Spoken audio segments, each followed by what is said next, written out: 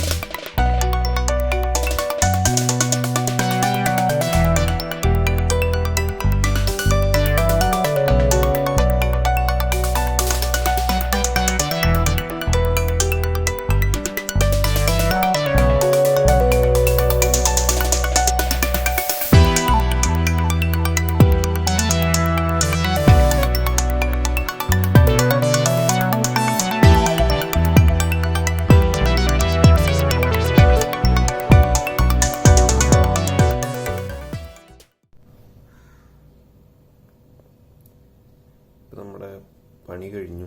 ഇതാണ് സാധനം ഉണ്ടാക്കിയത്. അപ്പോൾ ഈ പുറകിൽ മാഗ്നറ്റ് വെച്ചിട്ടുണ്ട് ടാങ്കുമേ ഫിക്സ് ചെയ്യാനായിട്ട്. അപ്പോൾ ഇത് ഫിക്സ് ചെയ്ത് നോക്കി നോക്കാം. ഇവിടെയും മാഗ്നറ്റ് തന്നെയാണ്. ഉള്ളിൽ സ്റ്റഫ് ചെയ്ത് വെച്ചിരിക്കുക, അതൊന്ന് ഷേപ്പ് ഔട്ട് ആവാതിരിക്കാനായിട്ട്. നമുക്ക് വണ്ടിമേ വെച്ചിട്ട് എങ്ങനെയുണ്ടെന്ന് നോക്കി നോക്കാം.